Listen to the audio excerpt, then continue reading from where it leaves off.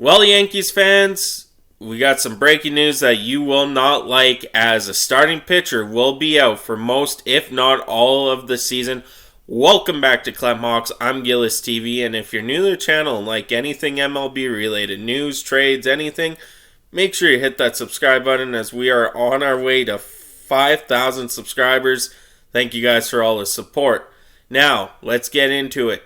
Frankie Montas will undergo surgery on his shoulder on February 21st. Manager Aaron Boone announced via Twitter from Brian Hosch and Joe Sherman of the New York Post.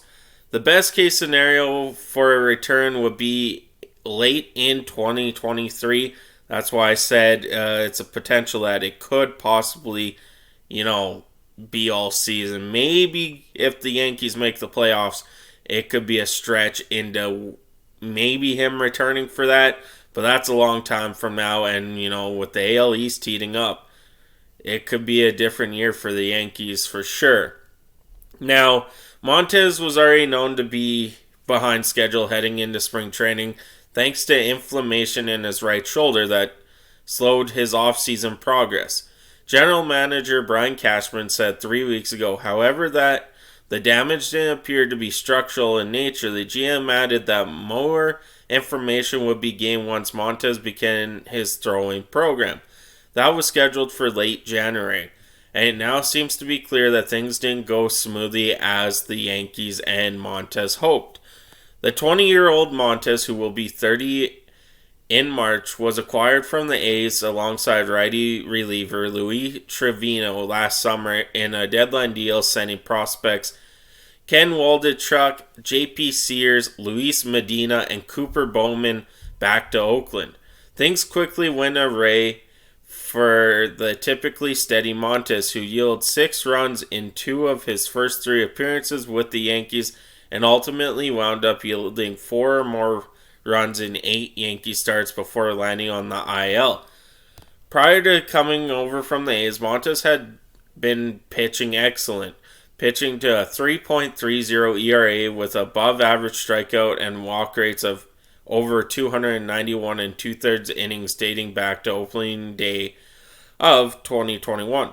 However, there was some concern about his shoulder even before the Yankees made the trade, as Montas left an early July start after just 1 inning due to inflammation and didn't pitch again for 18 days.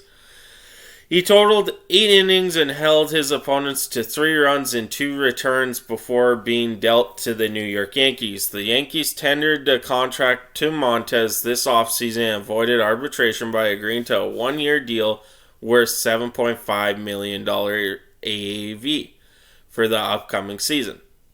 He's slated to become a free agent in the offseason, making the forthcoming surgery an even more sizable blow both to the team and player himself.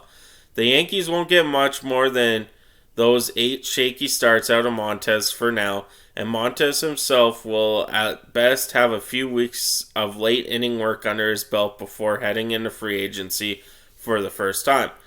So, before I keep going, this is a huge blow to the New York Yankees. Losing a guy like Montas, who could be crucial to this starting rotation for the Yankees, and that's going to make the starting rotation different for sure. That is the next paragraph in this article. I'll get to that. But just losing Frankie Montas is a huge blow, as we'll go look at his stats here before we keep going. That's Zach Britton. This one's Frankie Montas. He played 1 game in the postseason with a 9 ERA and 1 innings pitched and a strikeout. His career stat-wise, he's been really good. And thinking that he came from the Oakland Athletics, that is one team where I've been stressing a lot about pitchers being signed, and people are like, why are they signing? Look at the teams they played on. The run support is the key factor in those teams they play on. And for Frankie Montas, having 129 games played in the course of his career, going 36 and 35 with a 3.90 ERA in 592 and 1/3 innings pitched, with the 611 strikeouts there, you got to remember, that's playing on an Oakland team where, that record could easily be 45 or 46-25 if he got the run support in Oakland. And that's why I always stress about don't rely on the wins-loss ratio. You got to look in depth. We all know Oakland was kind of a push-around team for most of Frankie Montas' tenure there. They are even now. They're going back to rebuild mode there, and it's not usually the Athletics' fault. It's not the fans' fault, nothing like that. It's just big market versus small market. And Oakland is relatively known to be a small market baseball team. That's why they got the movie Moneyball.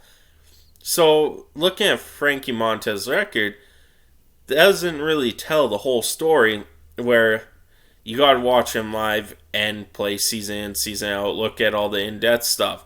So now let's get into the rotation stuff of things here, where with Montas out of the rotation pitcher and lefty Nestor Cortes dealing with a grade 2 hamstring strain, that will jeopardize his availability for opening day. The Yankees rotation looks much more top-heavy than it did a few weeks ago.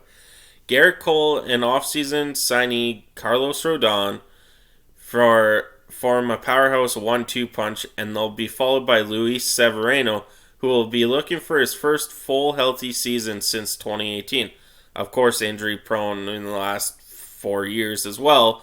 Hopefully they could keep him injured, and that comes down to the whole workload of things as well, where we've seen it in a lot of sports. We're going to use Kawhi Leonard for a minute. I know it's a different sport, but the load management in 2019 by the Toronto Raptors with Kawhi Leonard had him healthy to go for that deep and ultimately winning a championship with the Toronto Raptors. That helped him. You seen when he got signed with the Clippers, they didn't do that for the first half of his season, and it went all downhill for Kawhi Leonard and the Clippers in his first season with the Clippers. So having a guy like Luis Severino, who's been injured the last 4 years here constantly, you got to get the load management going. Sorry, I thought I needed to sneeze there. Right-hander Domingo Germán is the favorite to step into Montas' spot in the rotation at the moment. But if Cortes also needs to miss time, the outlook of the fifth spot becomes a bit murkier. Candidates on the 40-man roster include Clark Smith, Levi Garcia, Johnny Brito, Randy Vasquez, and Matt Crook.